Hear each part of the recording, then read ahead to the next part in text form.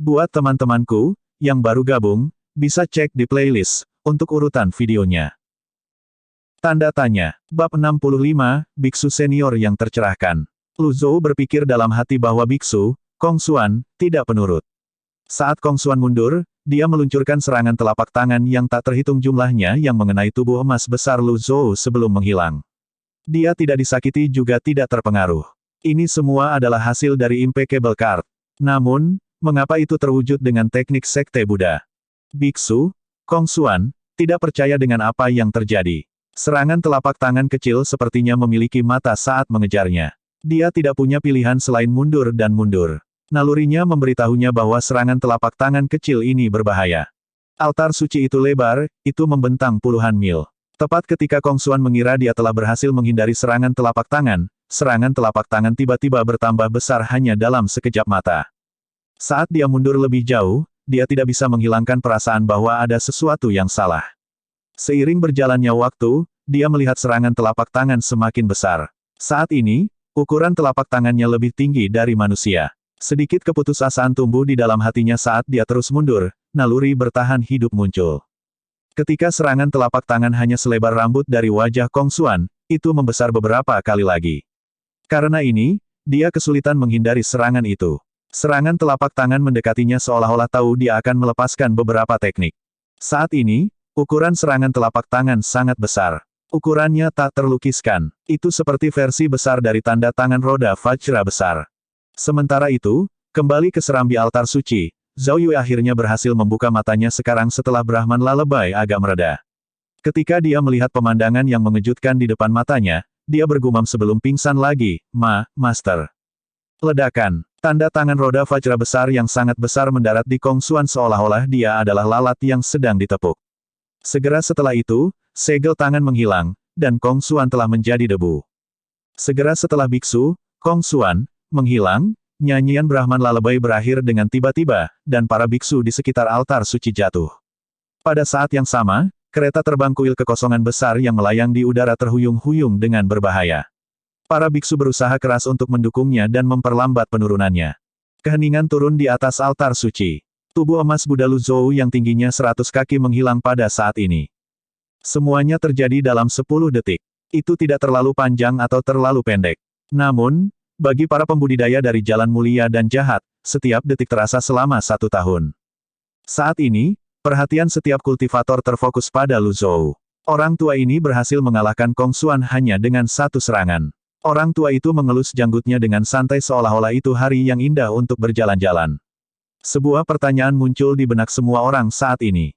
Siapa pembudidaya yang melepaskan tanda tangan roda Vajra besar yang begitu kuat? Apakah dia biksu senior yang tercerahkan dari beberapa sekte Buddha? Petik 1. Sementara itu, Lu Zhou melamun, menghitung hasilnya. Dia memutuskan untuk mengejar masalah poin prestasi dan hadiah nanti. Setelah itu, dia mengamati sekelilingnya. Sebagian besar pembudidaya saat ini tidak dapat bertarung. Rencana langit menggantikan rencana manusia. Tidak ada yang menyangka Kong Xuan akan menggunakan Brahman Lalebay pada semua orang. Namun, ini tidak penting bagi Lu Zhou sekarang. Kartu serangan mematikan dan kartu sempurna yang dia gunakan memiliki efek mengintimidasi yang kuat. Pada saat ini, tidak ada yang akan mengambil risiko menyerangnya. Dia juga tidak mengharapkan ini. Dia terus mengamati sekelilingnya sambil membelai janggutnya. Matanya mengamati ekspresi kaget dan hormat di wajah semua orang. Pada akhirnya, dia mengarahkan pandangannya ke kursi ketiga kuil Vian, Duan Xing. Dia lebih memperhatikan Duan Xing karena jika ada orang yang masih mampu bertarung, itu adalah Duan Xing. Dia bertanya-tanya apakah Duan Xing akan mengambil risiko dan menyerangnya. Sedikit rasa hormat dan rasa hormat terhadap yang kuat bisa dilihat di mata Duan Xing saat ini. Setelah hening yang lama, dia perlahan bangkit sebelum menangkupkan kedua tangannya di Lu Zhou. Junior ini dari kuil Vian, Duan Xing, terima kasih Tuan atas bantuannya. Ekspresi wajah lama Lu Zhou tenang. Dia mengharapkan reaksi ini. Dua teknik yang dia lepaskan adalah teknik Sekte Buddha. Individu yang tidak berkultivasi di Sekte Zen akan merasa sulit untuk mencapai basis kultivasi seperti itu. Bahkan para pembudidaya elit, Zhuo Xinchan, mengolah Vian Zen untuk waktu yang lama dan menanggung kesulitan yang tak terhitung jumlahnya sebelum mencapai avatar 4 daun. Zhuo Xinchan juga satu-satunya orang yang mencapai itu dalam 1 abad. Bahkan dia tidak menyangka dia akan bisa melepaskan tanda Zen itu.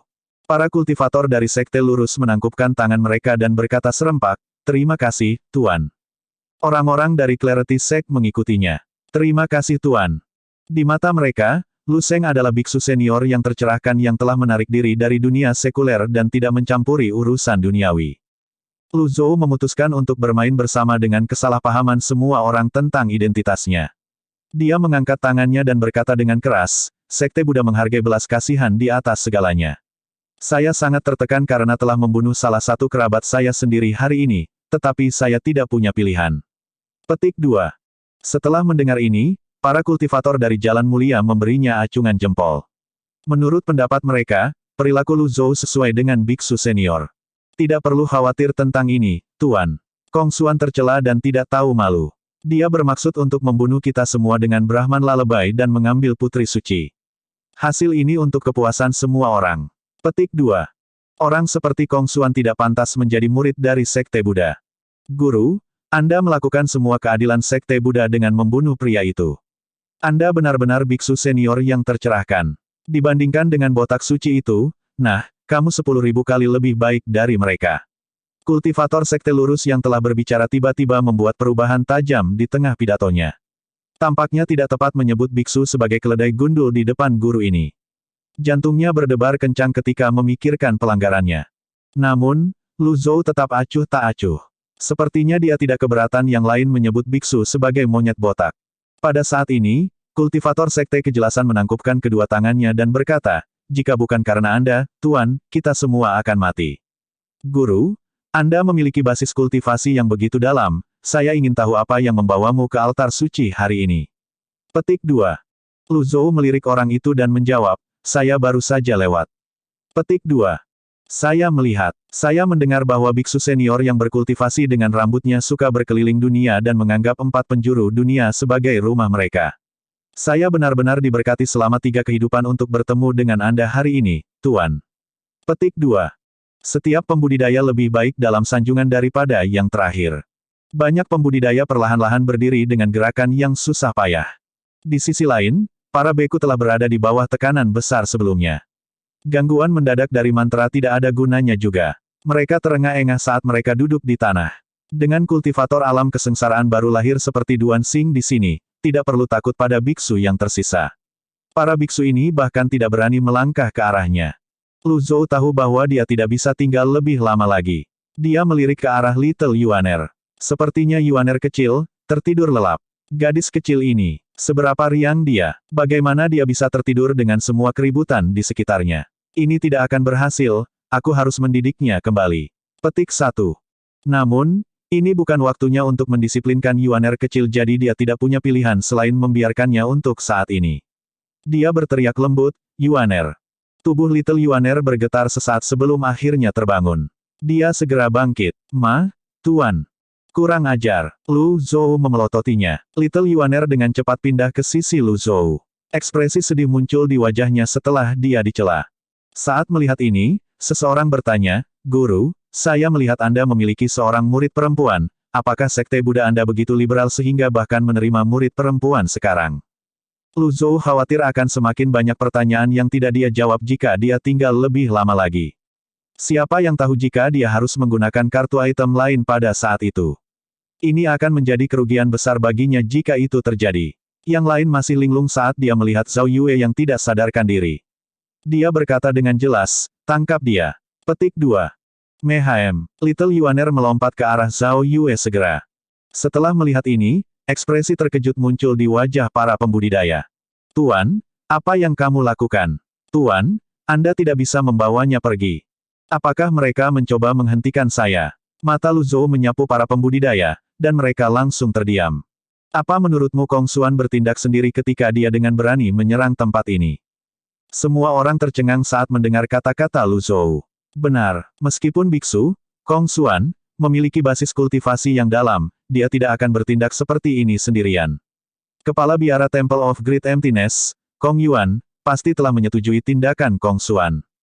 Sampah seperti itu memalukan bagi Sekte Buddha. Kepala biara Kong Yuan telah berkultivasi selama seabad, namun dia telah mengambil jalan yang salah. kata seorang pembudidaya. Setelah beberapa saat, dia menambahkan, jika Kong Yuan datang, kami meminta Anda untuk membela kami, Tuan. Petik 2. Semua orang dengan cepat membungkuk pada Lu Zhou. Lu Zhou menggelengkan kepalanya dan mengelus janggutnya, tetap diam. Ekspresinya juga acuh tak acuh. Namun, dia berpikir, apa hubungannya denganku jika Kong Yuan datang mencari masalah dengan kalian semua? Lelucon apa? Jika aku tidak ada di sini hari ini, kalian semua pasti sudah mati. Petik 1. Bab 66, membawa Zhao Yue pergi. Kesan Lu Zhou tentang Sekte Kejelasan dan Sekte Lurus tidak baik untuk memulai. Dia sudah menunjukkan belas kasihan yang besar kepada mereka dengan tidak meminta pertanggungjawaban mereka karena membawa Zhao Yue ke sini. Beraninya mereka memintanya untuk membela mereka. Dia pikir orang-orang ini pantas mendapatkannya jika Kong Yuan datang mencari mereka. Pada saat ini, Yuaner kecil yang membawa Zhao Yue kembali ke sisi Lu Zhou. Setelah melihat ini, para pembudidaya mulai berbicara satu demi satu. Tuan, tolong jangan lakukan ini. Zhao Yue adalah murid kelima dari penjahat tua Evil Sky Pavilion. Dia telah melakukan banyak kejahatan. Jika dia tidak ditangani, dia akan membawa malapetaka ke dunia. Petik 2. Mohon pertimbangkan kembali keputusanmu, Tuan. Lu Zhou mencibir dalam hati. Beberapa saat yang lalu, mereka memintanya untuk membela mereka, dan sekarang, mereka memintanya untuk mempertimbangkan kembali tindakannya. Mereka harus mempertimbangkan nilai mereka sendiri pada skala. Memang benar bahwa jalan mulia dipenuhi dengan tusukan-tusukan yang suci. Setelah beberapa saat, dia berkata dengan dingin, apakah ada orang yang bermasalah denganku untuk membawanya pergi? Para pembudidaya tampaknya berada di antara batu dan tempat yang keras. Berbuat salah. Lu Zhou berbalik setelah dia berkata, ayo pergi. Petik 2. Duan Xing, kursi ketiga Kuil Vien, muncul di hadapan Lu Zhou. Lu Zhou tidak terkejut. Duan Xing adalah satu-satunya di antara kelompok pembudidaya yang terampil ini. Dia tidak perlu merepotkan dirinya sendiri dengan yang lain. Itu dalam harapannya agar Duan Xing menghentikannya. Baiklah, berurusan dengan Duan Xing akan menjadi peringatan lain bagi para pembudidaya jalan mulia ini. Petik 1. Namun, sesuatu yang tidak terduga terjadi. Duan Xing membungkuk sedikit dan berkata sambil tersenyum, sangat tepat bagi Tuan untuk membawa penjahat wanita, Zhao Yue, pergi. Kuil Vien sepenuhnya setuju dengan ini. Petik 2.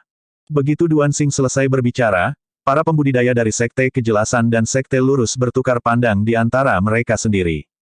Meskipun Jalan Mulia dan Iblis berselisih satu sama lain, upacara akbar hari ini diadakan untuk menggunakan Zhao Yue dalam aliansi pernikahan untuk melunakkan ketegangan antara kedua belah pihak. Kursi kedua Anda juga dibunuh oleh penjahat lama Evil Sky Pavilion. Mengapa kamu membiarkan Zhao Yue pergi sekarang? Petik 1. Duan Xing, apakah kamu sudah lupa bagaimana Zuo Xinchan kehilangan nyawanya? Duan Xing menjawab sambil tersenyum, kursi kedua naik gunung untuk menantang Evil Sky Pavilion. Dia kalah dan kehilangan nyawanya. Hanya itu yang ada untuk itu. Petik 2. Bisakah Anda berbicara untuk seluruh Kuil Vien? Duan Xing memandang semua orang, matanya berkedip dingin. Fuh. Duan Xing bergerak cepat dan mengangkat telapak tangan. Pembudidaya Clarity Sekte yang dipukul mundur dan meludahkan seteguk darah sebelum dia menabrak serambi. Dia sudah mati. Setelah melihat ini, ekspresi kaget bisa terlihat di wajah semua orang saat mereka mundur selangkah. Jalan Mulia dan Iblis berselisih, aku bukan keledai botak itu, Kong Xuan. Jika Anda di sini untuk berkhotbah, sebaiknya Anda pulang dan mengabar kepada ibu Anda sendiri. Aku muak mendengar semua ini. Petik 2, petik 2. Altar suci itu sunyi senyap. Siapa yang berani menentang Duan Xing saat ini? Mereka cukup berani untuk berdebat tentang alasan dengan biksu senior yang tercerahkan, tetapi mereka tidak berani melakukan hal yang sama kepada seseorang dari Jalan Iblis. Mereka dari Jalan Iblis tidak masuk akal setelah semua. Tidak heran mereka yang berada di Jalan Iblis di Gritian dibenci oleh mereka yang berada di Jalan Mulia. Duan Xing menghampiri Lu Zhou. Dia membungkuk lagi dan menangkupkan kedua tangannya lagi sebelum dia berkata, kamu penuh belas kasihan, Tuan, bersedia untuk mereformasi penjahat perempuan ini. Ini adalah berkah bagi semua orang di bawah langit. Petik 2. Lu Zhou mengelus janggutnya dan mengangguk. Orang ini jauh lebih bijaksana daripada orang-orang dari Clarity Sect dan Rites Sect. Namun, dia tetap waspada. Jika ada kebutuhan, dia akan menggunakan kartu item lain. Duan Xing berkata, karena kamu membawa pergi penjahatnya, Kuil Vien akan mempertimbangkan kursi kedua, Zuo Xinchan, membalas. Petik 2. Lu Zhou mengangguk dan berkata dengan acuh tak acuh, kamu melakukan pekerjaan yang baik dalam mengolah dao gaib Anda. Petik 2. Duan Xing tercengang saat mendengar ini. Dia dengan cepat menundukkan kepalanya. Lu Zhou melambaikan tangannya dengan ringan. Tak butuh waktu lama, Bian menyerbu dari luar altar suci. Ia meraung seperti harimau dan memamerkan taringnya. Para biksu dari kuil kehampaan besar telah mengawasi sekeliling, tapi Bian sepertinya tidak terganggu oleh mereka. Ini mengabaikan mereka sepenuhnya dan menyerang Lu Zhou. Bang, bang, dua biksu alam laut Brahma dengan 8 meridian yang terhubung tergulung akibat benturan. Penonton kembali kaget. Tunggangan ini, betapa buasnya binatang buas. Tidak disangka bahwa beku senior yang tercerahkan dengan basis kultivasi ini akan memiliki tunggangan yang begitu kejam seperti ini. Petik 1. Aku tidak mengharapkan ini. Lu Zhou melompat ke Bian. Little Yuaner membawa Zhao Yue dan dengan mudah melompat ke punggung Bian juga. Bian meraung lagi. Itu mendorong kembali dengan 4 kukunya dan berlari menjauh dari altar suci di udara. Yang lain akan membutuhkan beberapa teknik besar untuk mengejar gunung legendaris setelah meninggalkan batas altar suci. Namun, teknik besar akan membutuhkan energi yang sangat besar. Seorang kultivator tidak akan dapat menggunakannya sesuka hati kecuali jika mereka memiliki basis kultivasi yang dalam. Yang lain memandang iri saat Bian terbang menjauh dari alun-alun altar suci seperti angin. Pada saat ini, tekanan di alun-alun altar suci diangkat. Para pembudidaya dari Sekte Lurus dan Sekte Kejelasan menggelengkan kepala dan menghela nafas. Mereka tidak berdaya untuk melakukan apapun. Setelah beberapa saat, mereka berbicara lagi. Kita tidak bisa memaafkan sekelompok keledai botak ini. Kunci mereka. Namun, kursi ketiga kuil Vian berkata dengan dingin, bukankah kamu terlalu lunak dengan hanya menguncinya? Lalu, apa yang akan Anda minta agar kami lakukan? Duan Xing berkata, hapus gulma dengan mencabut akarnya untuk mencegah kecelakaan di masa depan. Petik 2. Para pembudidaya dari Clarity Sect dan Rites Sect memandang Duan Xing dengan kaget. Karena mereka bangga berada di jalan mulia, secara alami mereka tidak akan melakukan hal seperti itu. Namun, kuil Vian tidak memiliki keraguan seperti itu. Para kultivator jalan mulia tidak mengatakan apapun seolah-olah dengan tetap diam mereka memberikan persetujuan diam-diam. Kemarahan kuil Vian, yang terinspirasi oleh cobaan yang mereka alami yang disebabkan oleh Brahman Lalebay, akan menemukan pelepasannya pada para biarawan ini. Lu Zhou mengarahkan Bian dan menavigasi melalui kelompok bangunan di altar suci. Tanpa sepengetahuannya, sesosok tubuh telah keluar dari balik bangunan acak. Sosok itu tidak lain adalah milik Jiang Aijian. Ekspresi konflik bisa terlihat di wajahnya saat dia melihat punggung Bian yang mundur. Dia bergumam pelan, itu tidak mungkin. Basis kultivasinya jelas berada di tahap tengah alam pengembunan sens. Bagaimana dia bisa menjadi guru besar dari Sekte Buddhis? Petik 2. Jiang Aijian mengelus dagunya saat dia mengalami dilema lain. Haruskah aku mengejarnya? Apakah saya akan direduksi menjadi dus? Namun, dia adalah biksu senior jadi dia mungkin tidak akan membunuhku begitu saja, kan? Pak Tua sepertinya orang yang baik, saya yakin tidak akan ada masalah. Petik 2. Saat Jiang Aijian mendongak, Bian sudah menghilang dari pandangannya. Dia bahkan tidak tahu ke arah mana binatang itu menuju. Dia tercengang. Dia berbalik dalam lingkaran. Siapa saya? Di mana aku ini? Apa yang akan saya lakukan lagi? Petik 1. Lu Zhou tidak menuju Gunung Pengadilan Emas. Sebaliknya, dia terbang menuju kota Runan. Meskipun dia telah menemukan Zhao Yue, masih banyak pertanyaan yang perlu dijawab. Lu Zhou turun dari Bian sebelum memecat Bian saat mereka berada di dekat kota Runan. Bagaimanapun, Bian akan menarik terlalu banyak perhatian. Lu Zhou dan Little Yuaner membawa Zhao Yue bersama mereka kembali ke penginapan. Ketika mereka masuk, pemilik penginapan itu bahkan lebih bersemangat melihat mereka dibandingkan dengan orang tuanya sendiri. Dia berlari ke Lu Zhou sebelum berlutut dan bersujud. Tuanku, Anda akhirnya kembali. Jika kamu datang lebih lama, aku akan kehilangan kepalaku. Petik 2.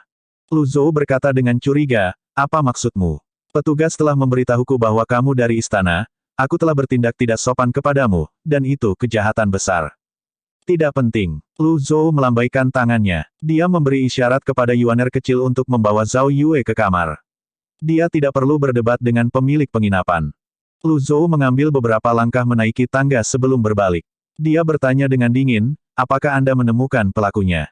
Pemilik penginapan itu menggelengkan kepalanya dan berkata, petugas itu tidak akan pernah mengungkapkan informasi seperti itu kepada saya. Saya benar-benar tidak tahu. Petik 2. Lu Zhou mengangguk. Dia mengelus jenggotnya saat menaiki tangga. Setelah insiden di altar suci, Lu Zhou dapat mengesampingkan Jiang Aijian.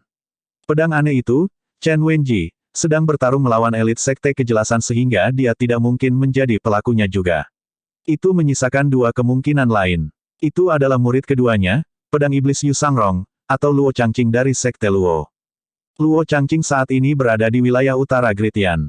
Butuh beberapa waktu baginya untuk sampai ke sini. Kemungkinan dia menjadi pelakunya tidak tinggi. Lu Zhou berhenti dan melihat ke sudut tempat Zuo Ping terbunuh. Kemarin, murid kedua saya, pedang iblis Yu Sangrong, hanya berjarak puluhan meter dariku. Tuan, teriak Yuaner kecil. Apa masalahnya? Kakak senior sudah bangun. Lu Zhou mengangguk. Dia menaiki tangga dengan ekspresi tegas. Murid jahat itu. Aku benar-benar mengalahkan diriku kali ini. Petik 2. Tanda tanya. Bab 67, Anda berani membohongi. Lu Zhou masuk ke kamar dengan ekspresi tegas di wajahnya. Zhao Yue memang terjaga, tapi dia tampak lemah saat dia berbaring di tempat tidur. Pindah tampaknya menjadi cobaan berat baginya saat ini. Basis budidayanya telah disegel, dan dia menjadi sasaran siksaan dari Brahman Lalebay. Cukup bagus bahwa dia berhasil mempertahankan hidupnya. Dia bisa tetap hidup karena fondasinya yang kokoh. Lu Zhou berjalan ke meja dan perlahan duduk. Dia menatap Zhao Yue. Loyalitas, 10%. Seperti yang diharapkan, pikir Lu Zhou dalam hati. Ketika Zhao Yue melihat tuannya di sampingnya, wajahnya langsung memucat. Dia dengan cepat bangkit dari tempat tidur tanpa mempedulikan penampilan atau kondisinya, menyebabkan dia hampir jatuh ke lantai karena anggota tubuhnya yang lemah. Untungnya, Yuaner kecil menangkapnya tepat waktu.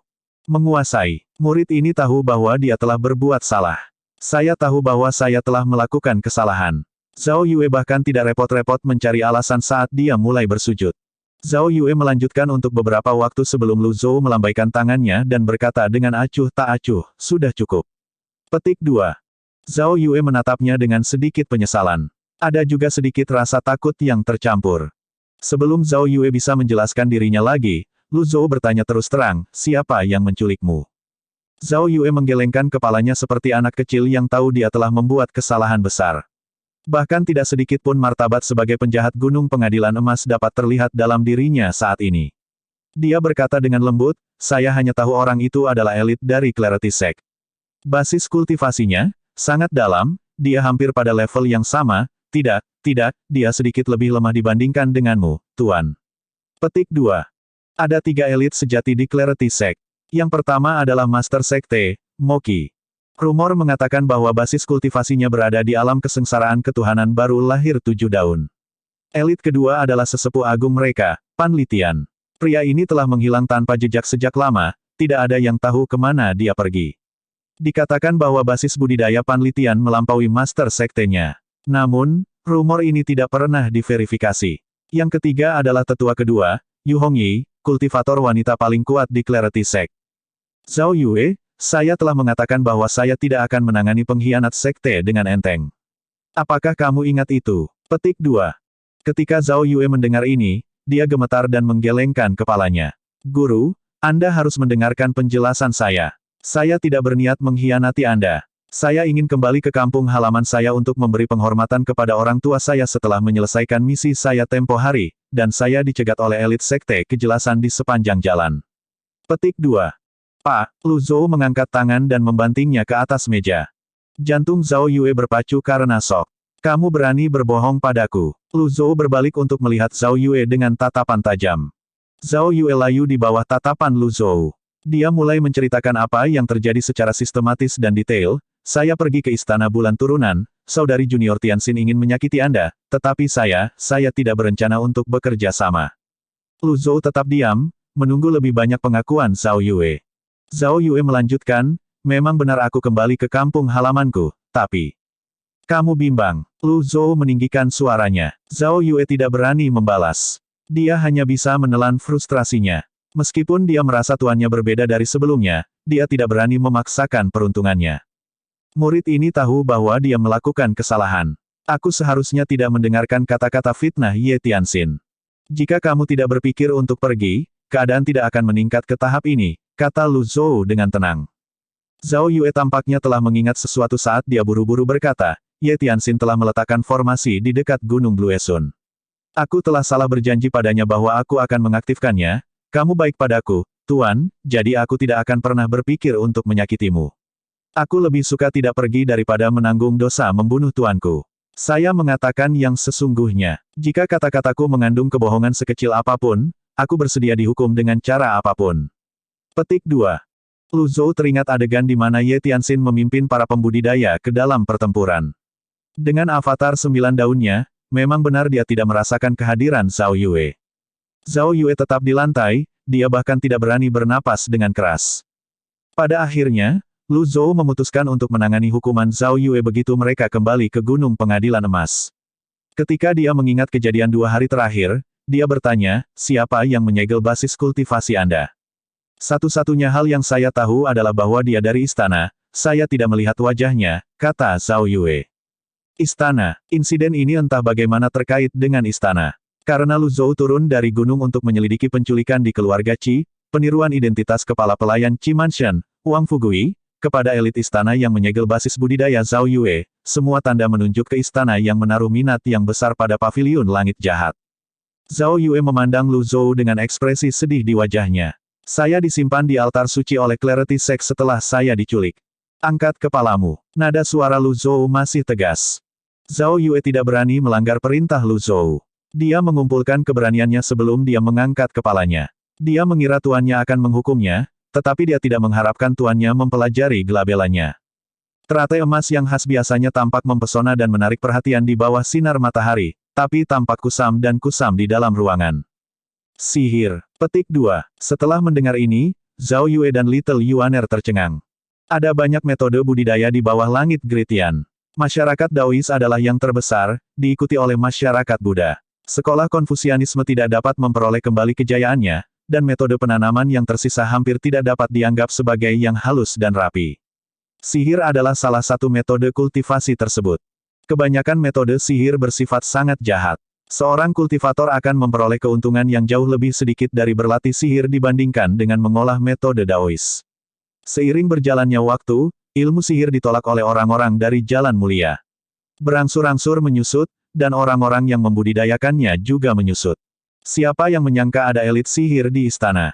Zhao Yue buru-buru bersujud dan berkata, Tuan, tolong bebaskan saya dari pembatasan. Lu Zhou memandang Zhao Yue dengan acuh tak acuh. Sepertinya kesetiaannya meningkat. Zhao Yue. Petik 2. Zhao Yue buru-buru menundukkan kepalanya karena takut.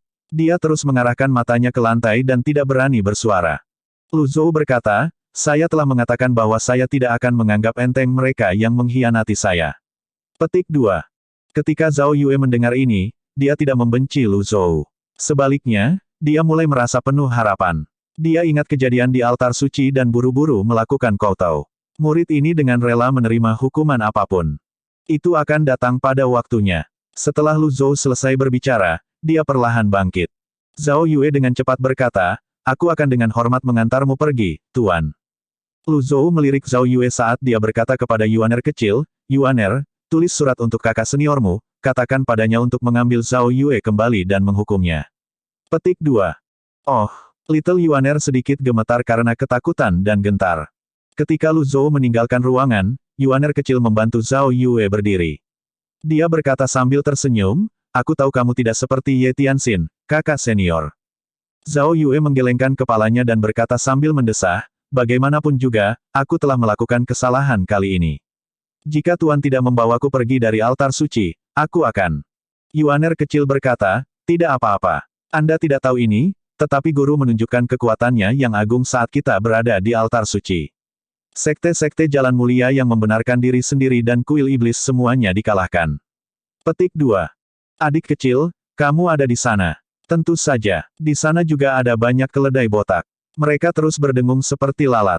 Aku kesal tanpa akhir, Yuaner kecil dengan mudah meninggalkan bagian di mana dia tertidur. Zhao Yue menghela nafas lagi.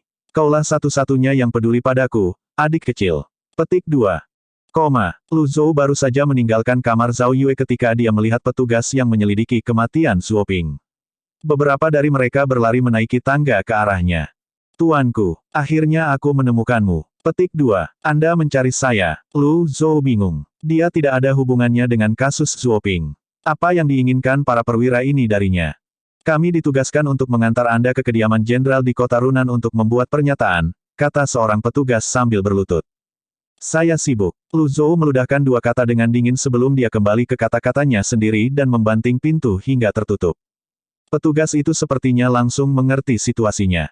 Bagaimana saya dapat membiarkan dewa berlari menemui jenderal? Bukankah ini seperti meremehkan pangkatnya? Dia dengan cepat meminta maaf, Tuanku, saya telah salah bicara.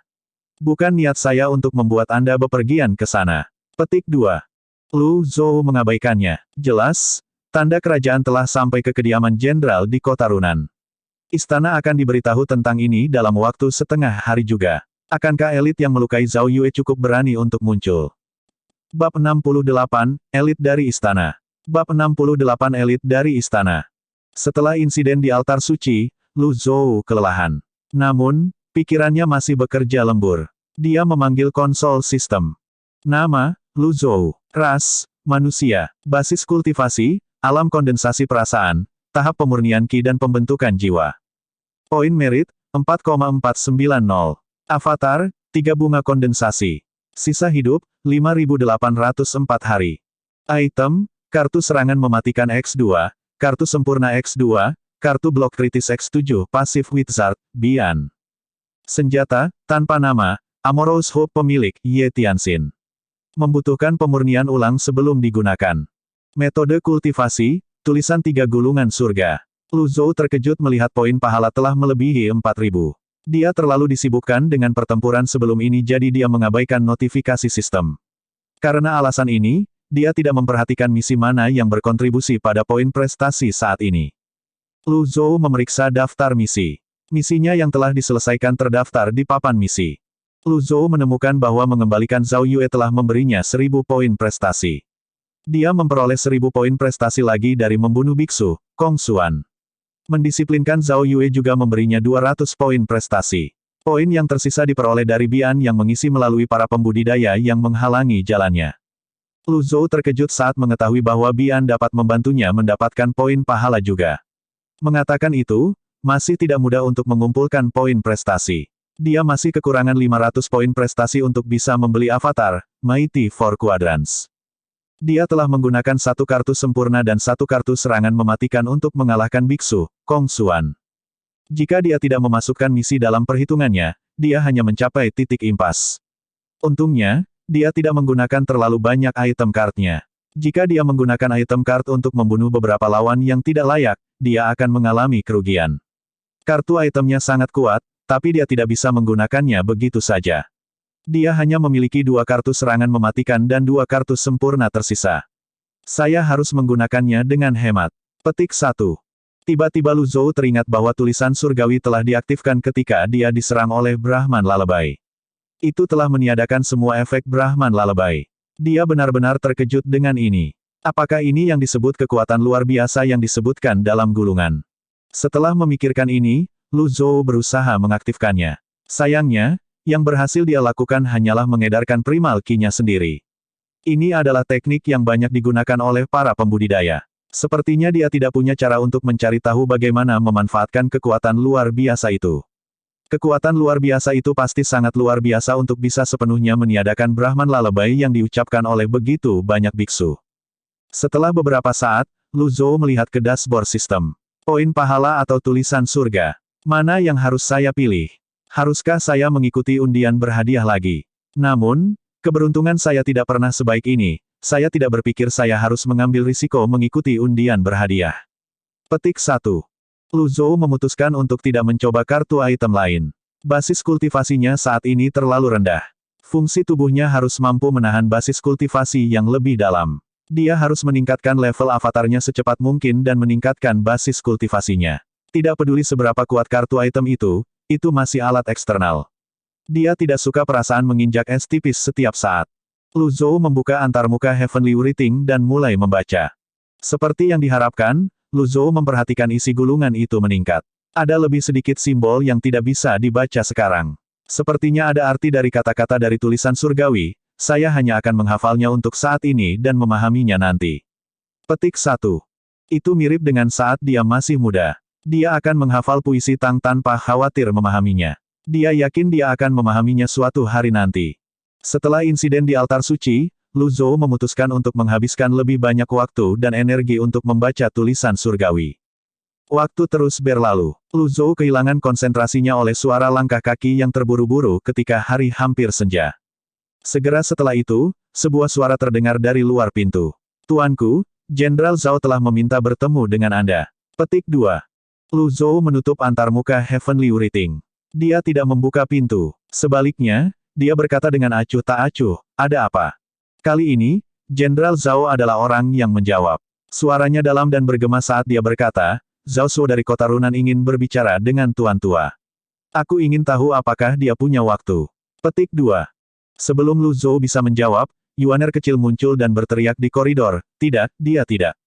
Jenderal Zhao menangkupkan kedua tangannya sebagai salam dan bertanya, dan kamu siapa?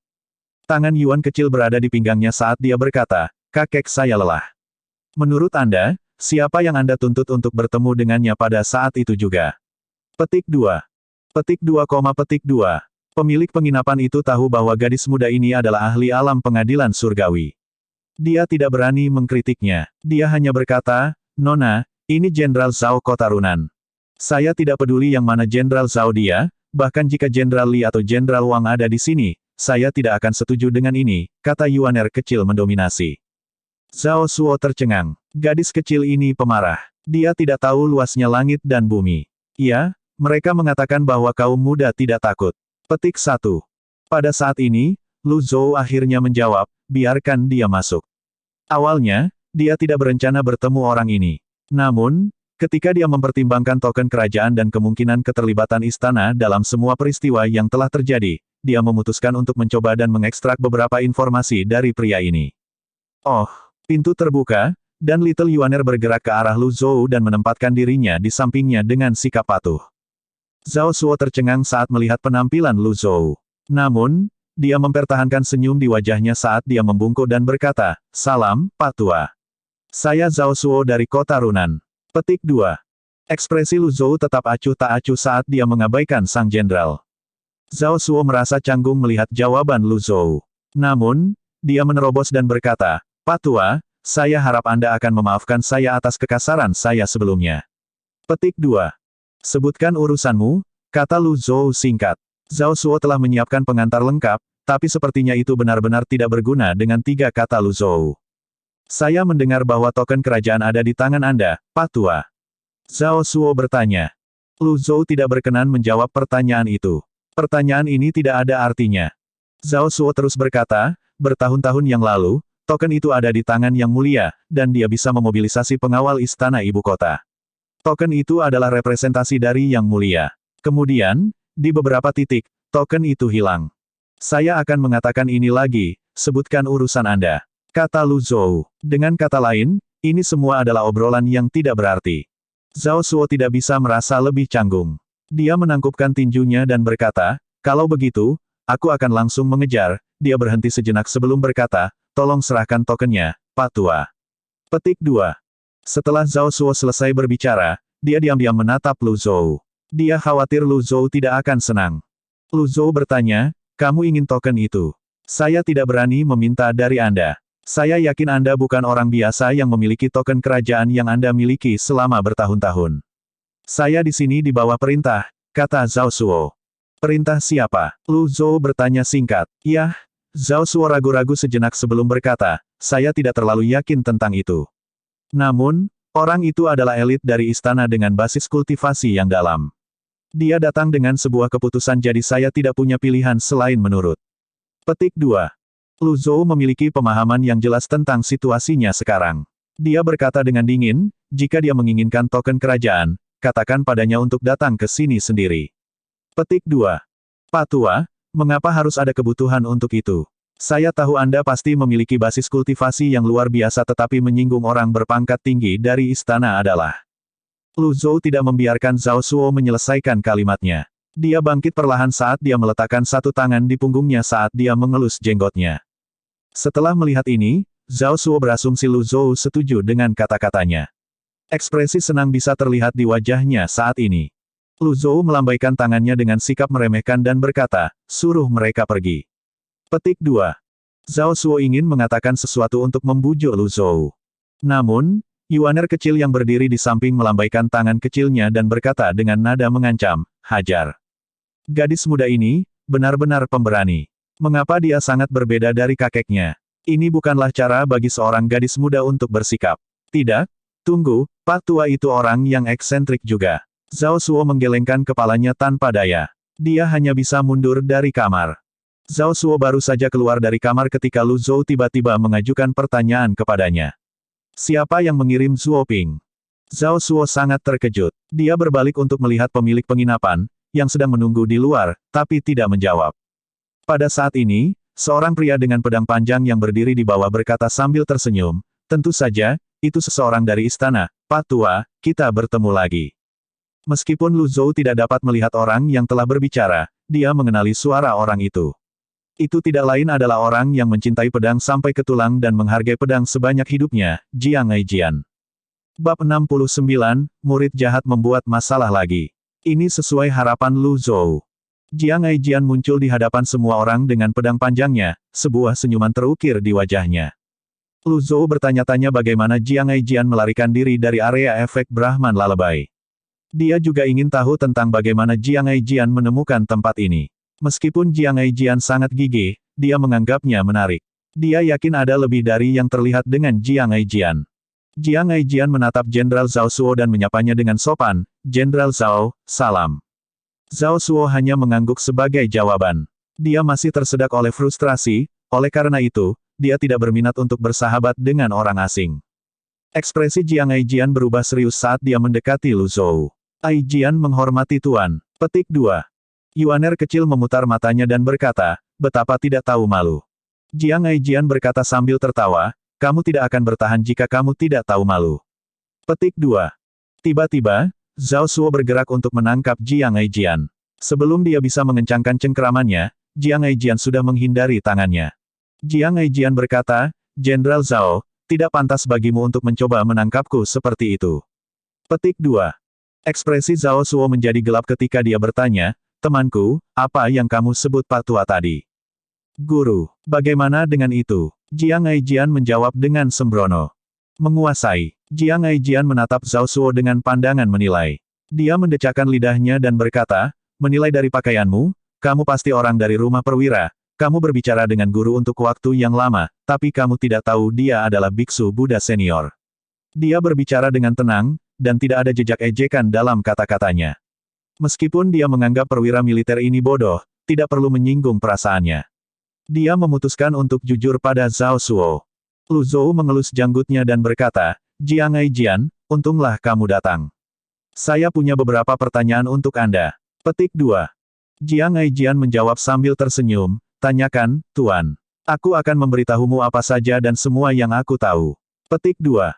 Pada saat ini, pengawal kekaisaran berjalan ke arah Zhao Suo dan berbisik ke telinganya. Meskipun usahanya untuk mengontrol ekspresinya, dia gagal ketika dia mendengar kata-kata pengawal kekaisaran. Sikapnya terhadap Lu Zhou semakin melunak saat dia membungkuk pada Lu Zhou dan berkata, "Saya buta terhadap fakta bahwa Anda adalah seorang biksu Buddha senior. Mohon maafkan ketidaktahuan saya, Tuan." Petik 2. Bagus. Sepertinya kesalahpahaman tentang identitas saya semakin tidak terkendali. Lu Zhou tidak ingin menjadi biksu Buddha senior. Namun, karena menjadi biksu Buddha senior tidak berdampak negatif padanya dengan cara apapun, dia tidak repot-repot menjelaskan dirinya sendiri. Guru ini telah meredakan krisis di altar suci sendirian dan menangani kongsuan dari kuil kekosongan besar. Untuk ini, saya sangat berterima kasih, Tuan. Bagaimanapun, kota Runan berada di bawah yurisdiksi Zhao Suo. Dia harus menanggung akibatnya jika sesuatu yang tidak diinginkan terjadi di sini. Sebelumnya, dia pernah mendengar kejadian di altar suci. Dia pikir itu hanya upacara untuk menyelesaikan konflik antara kedua belah pihak jadi dia tidak memikirkannya. Dia tidak bisa membantu tetapi bergidik ketika dia memikirkannya. Siapa yang tahu akan ada begitu banyak elit di upacara akbar kecil itu? Lu Zhou tidak berkenan menjawab Zhao Suo. Dia memandang Jiang Aijian dan berkata, "Kamu orang yang licik." Jiang Aijian berkata sambil terkekeh, "Saya hanya mencoba untuk bertahan hidup. Tolong jangan mengejekku karena itu, Tuan." Dia tidak berani mengangkat topik tentang pedang berharga. Lu Zhou bertanya, "Zhuo Ping juga dari istana?" Jiang Aijian mengedipkan mata pada Zhao Suo sebelum menjawab, itu benar. Kami memiliki Jenderal Zhao di sini. Dengan pangkatnya, saya yakin dia pernah bertemu dengan beberapa orang dari istana. Apakah saya benar, Jenderal? Petik 2. Zhao Suo tidak bisa berkata-kata. Kaulah yang memberi informasi, namun, kamu ingin aku memverifikasi mereka untukmu. Akhirnya, dia berkata, lebih tepatnya, Zhuo Ping adalah bawahan dari orang berpangkat tinggi di istana. Petik 2. Lu Zhou mengangguk. Semua ini tidak lagi penting. Dia yakin seseorang di istana mencoba menentang paviliun langit jahat. Lady Jade dari wilayah barat adalah yang paling mencurigakan dari semuanya. Namun, mungkin juga seseorang menggunakan dia untuk menabur perselisihan di antara mereka. Lu Zhou memutuskan untuk meninggalkan masalah ini di kemudian hari. Ada banyak elit di istana. Dia tidak akan mengambil risiko sendiri hanya karena pembatasan sihir. Untuk saat ini, dia puas dengan informasi yang dia peroleh. Sebelum dia bertindak, akan lebih pragmatis baginya untuk mengumpulkan poin pahala dan meningkatkan basis kultivasinya. Setelah beberapa saat, dia bertanya, Jiang Aijian, apakah Anda mengembangkan teknik pelarian? Ekspresi Jiang Aijian membeku. Dia tersenyum canggung seolah rahasianya telah terbongkar. Saya terkesan dengan pengetahuan Anda yang luas, Tuan. Petik 2. Saat ini, laporan mendesak datang dari lantai bawah. Jenderal Zhao, ada laporan dari timur. Penjahat keempat Evil Sky Pavilion telah meninggalkan Gunung Pengadilan Emas dan menuju ke Provinsi Yu. Zhao Suo mengerutkan kening saat mendengar ini. Kamu tidak berguna. Apakah Anda ingin semua orang di sekitar mengetahui hal ini? Petik 2. Petik 2, petik 2. Jiang Aijian mengangguk dan berkata, aku sudah berharap banyak, penjahat keempat Evil Sky Pavilion, Ming Xiyin. Dia licik dan nakal. Seorang pria picik yang mengubah pendiriannya begitu saja. Kemunafikan adalah sifat kedua baginya. Ketika Yuaner mendengar ini, dia bertanya, dia jahat. Bagaimana dengan murid ke-9 Evil Sky Pavilion? Seperti apa dia? Petik 2. Jiang Aijian membelai dagunya. Dia sepertinya tahu banyak tentang Evil Sky Pavilion. Murid ke-9 luar biasa, dia yang terakhir bergabung dengan Pavilion, namun, basis kultivasinya meningkat paling cepat. Dia jenius kultivasi yang jahat. Sayangnya, dia. Aduh. Apa? Katakan padaku, Yuaner kecil mendesaknya. Jiang Aijian menjawab, penjahat kecil itu tidak memiliki pengalaman di dunia nyata. Sayang dia eksentrik dan tidak memiliki rasa kesopanan, bergabung dengan Paviliun Langit Jahat. Dia pasti akan menjadi penjahat terhebat yang akan membawa malapetaka ke dunia. Gadis kecil, kenapa kamu memelototiku seperti itu? Petik 2. Ketika Lu Zhou melihat bahwa Yuaner berada di ambang kehilangan kesabaran, dia berkata dengan acuh tak acuh, anggap saja ini sehari. Dia benar-benar kelelahan setelah seharian bekerja. Yuaner kecil mengejek. Dia tidak punya pilihan selain menuruti keinginan tuannya. Zhao Suo menangkupkan tinjunya ke arah Lu Zhou dan berkata, karena penjahat Evil Sky Pavilion telah turun dari gunung, dia pasti akan melakukan hal yang tidak baik. Saya akan pergi dan memberitahu para pembudidaya dari Jalan Mulia tentang hal ini. Petik 2. Zhao Suo baru saja selesai berbicara ketika seorang prajurit di lantai bawah berteriak, Jenderal, Jenderal. Penjahat itu, ketika penjahat itu melewati Provinsi Qing, dia telah menculik banyak gadis. Petik 2. Bibir Zhao Suo bergerak-gerak. Sampah itu. Aku akan pergi. Dia diam-diam merasa lega bahwa itu terjadi di Provinsi Qing dan bukan di kota Runan. Namun, apa yang akan dia lakukan ketika penjahat itu tiba di kota Runan? Alis Lu Zhou terjalin erat. Dia bingung. Selama ini Ming Xiyin selalu menyesuaikan diri dengan norma-norma masyarakat. Apakah dia benar-benar berada di balik tindakan jahat ini? Ding. Membunuh seorang perampok berkuda. Memperoleh 10 poin prestasi. Petik 2. Ding. Membunuh seorang perampok berkuda. Memperoleh 10 poin prestasi. Petik 2. Perampok yang dipasang. Bukan perempuan. Petik 1. Jiang Aijian tersenyum dan berkata, Jenderal Zhao, tunggu. Petik 2. Bisnis apa yang Anda miliki dengan saya? Zhao Suo bertanya dengan bingung. Penjahat keempat Evil Sky Pavilion jelas datang ke Provinsi Yu. Sangat mungkin bahwa tujuannya adalah kota Runan. Petik 2. Zhao Suo melebarkan matanya dan berkata, bagaimana kamu tahu itu? Jiang Aijian menunjuk kepalanya sendiri dan berkata sambil tersenyum, Putri Suci di upacara Agung Altar Suci adalah murid kelima Paviliun Langit Jahat. Seorang anggota Paviliun Langit Jahat telah diambil, pasti penjahat tua itu akan mengirim seseorang untuk menjemputnya. Tidak sulit untuk memahami hal ini. Petik 2.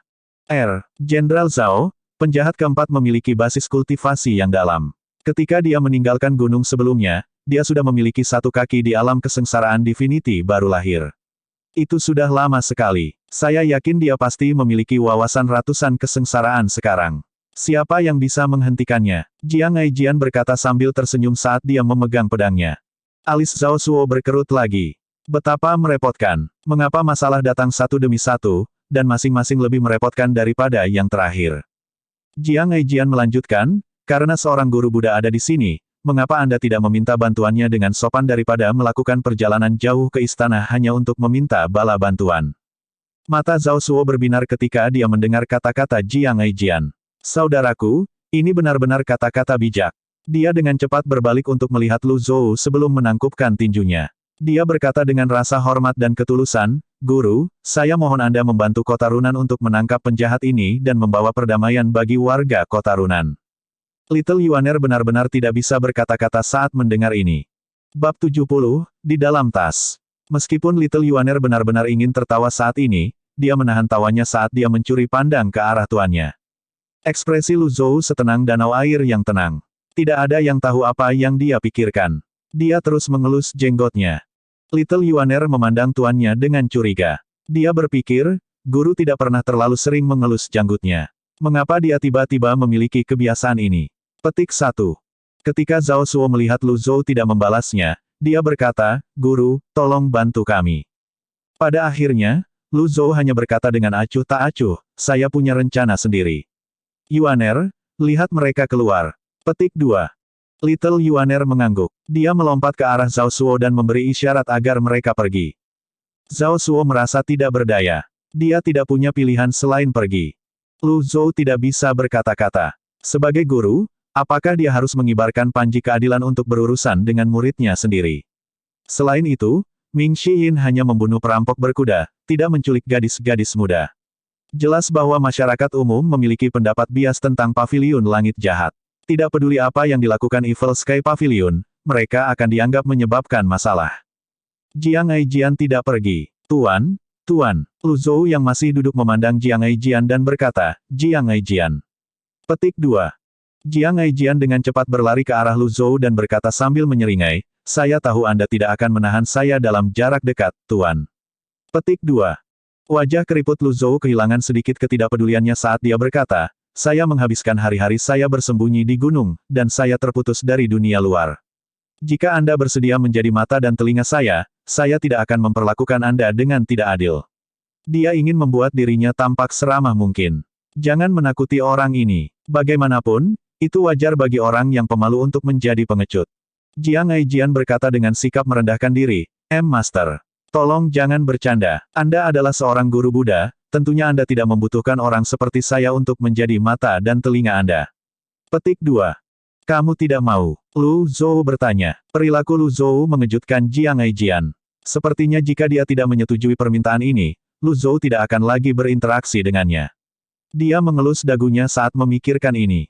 Akhirnya, dia berkata, Guru, dengan posisi dan kedudukan Anda akan memberi saya semacam kompensasi, bukan? Saya tidak bisa melakukan ini tanpa alasan. Petik 2. Lu Zhou ingat bahwa ada banyak pedang berharga di ruang tersembunyi Evil Sky Pavilion. Dia belum pernah menilai-nilai mereka sebelumnya, tetapi dia tidak mengira nilai mereka rendah. Setidaknya, pedang itu cukup bagus. Ini dicocokkan secara merata dengan tanpa nama. Itu mungkin senjata tingkat surga. Akhirnya, dia bertanya, apakah kamu suka pedang? Hah? Jiang Aijian bingung dengan non-sequitur.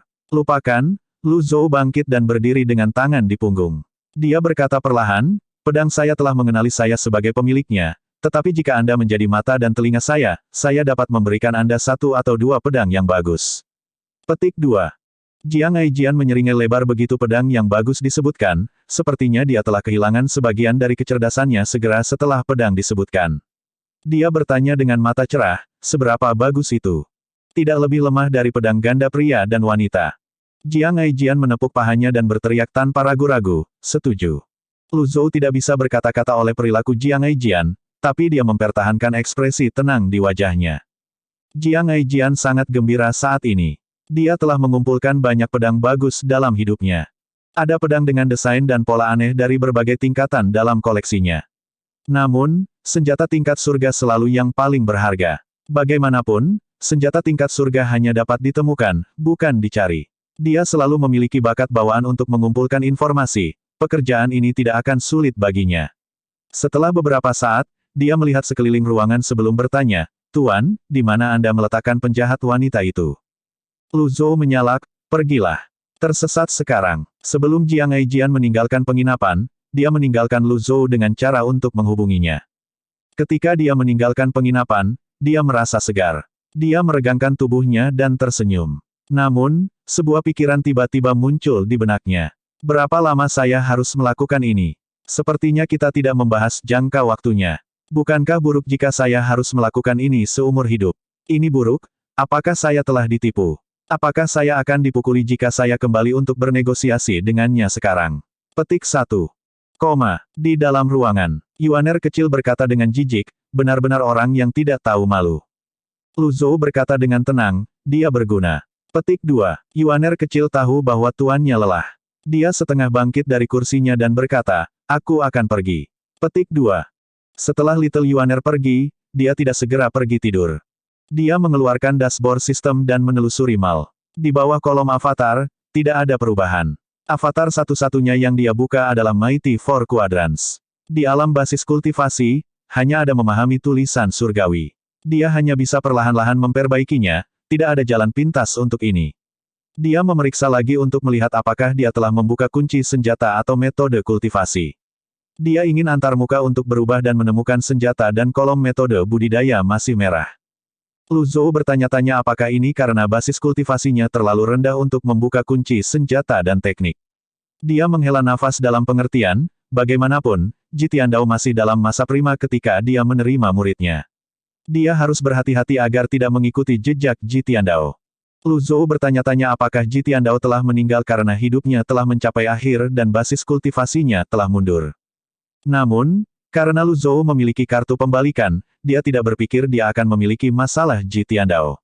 Dia tidak akan mengulangi kesalahan Ji Tiandao. Mengatakan itu, dia memiliki satu masalah. Dia berpikir dengan cemberut di wajahnya, apa yang akan terjadi jika saya terus menggunakan kartu pembalikan? Apakah saya harus merangkak kembali ke dalam rahim ibu saya? Itu tidak berbeda dengan bunuh diri. Petik 1. Namun, mood Lu Zhou berubah menjadi lebih baik. Jika dia menggunakan kartu pembalikan setiap tahun saat dia menua, bukankah itu berarti dia akan mendapatkan kehidupan kekal? Dia berpikir, logika ini sempurna. Setelah itu, Lu Zhou menarik antarmuka Heavenly Writing dan melanjutkan pencariannya untuk memahaminya. Waktu terus berlalu saat dia membenamkan dirinya dalam teks, dan fajar datang tanpa dia sadari. Lu Zhou tertidur di tengah jalan membaca. Ketika dia bangun, dia merasa seolah-olah dia telah kembali ke masa muridnya. Saat dia hendak turun dari tempat tidur, dia mendengar langkah kaki tergesa-gesa di luar pintu. Nada suara Zhao Suo tampak lebih tinggi saat dia berkata dengan mendesak, Master. Tolong bantu kami. Penjahat Evil Sky Pavilion telah tiba di kota Runan. Dia menghujani bencana ke publik. Petik 2. Lu Zhou berkata dengan acuh tak acuh dari balik pintu, biarkan dia. Dia tidak akan melakukan sesuatu yang jahat. Karena dia telah mempercayakan misi kepada Ming Xiyin, Ming Xiyin akan sangat berani jika dia berani melakukan tindakan jahat pada saat ini. Tuan, penjahat itu pada dasarnya jahat, dan dia terkenal karena tindakan jahatnya. Penjahat itu memasuki kota pagi-pagi sekali dan menggantung dua kepala di gerbang kota. Warga terlalu ketakutan untuk keluar dari rumah mereka. Penjahat memiliki basis budidaya yang dalam. Kecepatan dan gerakannya bukanlah sesuatu yang bisa dibandingkan dengan orang biasa. Saya khawatir Anda satu-satunya orang di kota Runan yang mampu mengalahkan penjahat, Tuan. Petik 2. Lu Zhou menggelengkan kepalanya dan turun dari tempat tidurnya. Setelah melakukan beberapa peregangan sederhana, dia merasa jauh lebih baik. Akhirnya, dia membuka pintu. Ketika Zhao Suo melihat Lu Zhou muncul dari ruangan, dia diliputi emosi sehingga dia kesulitan merangkai kalimat bersama. Setelah beberapa saat, dia akhirnya berkata, Guru, tolong lakukan sesuatu. Saya mohon atas nama warga kota Runan. Petik 2. Lu Zhou tetap diam saat dia menatap Zhao Suo. Pada saat ini, Yuaner kecil dan Zhao Yue muncul. Menguasai. Zhao Yue mengenakan jubah putih polos, berbeda dari yang dia kenakan di altar suci. Ayo pergi. Lu Zhou melambaikan tangannya. Zhao Suo memanggil dengan ragu-ragu, Ma Master. Ayo, Lu Zhou meletakkan tangannya di belakang punggungnya dan menuruni tangga. Ketika Zhao Suo mendengar ini, dia sangat gembira. Dia buru-buru mengejar Lu Zhou. Dia yakin ini adalah tanda persetujuan Lu Zhou untuk membantu. Setelah Zhao Suo kembali ke kediamannya kemarin, dia telah mendengarkan laporan Rincin bawahannya tentang insiden di altar suci. Ketika dia mendengar tentang bagaimana Lu Zhou tidak terpengaruh oleh Brahman lalebay dari kuil kekosongan besar, mengalahkan biksu, Kong Xuan, dan menaklukkan penjahat wanita, dia dipenuhi dengan rasa hormat terhadap Lu Zhou.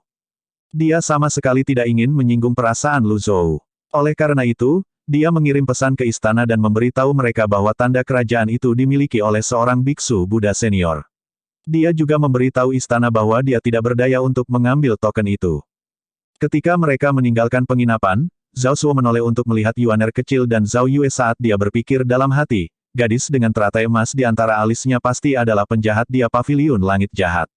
Dia mengangguk pada dirinya sendiri saat dia melanjutkan alur pikirannya, basis kultivasi master sangat dalam. Dengan dia di pihak kita, tidak perlu takut pada penjahat keempat Evil Sky Pavilion. Kemenangan ada di tas. Petik 1.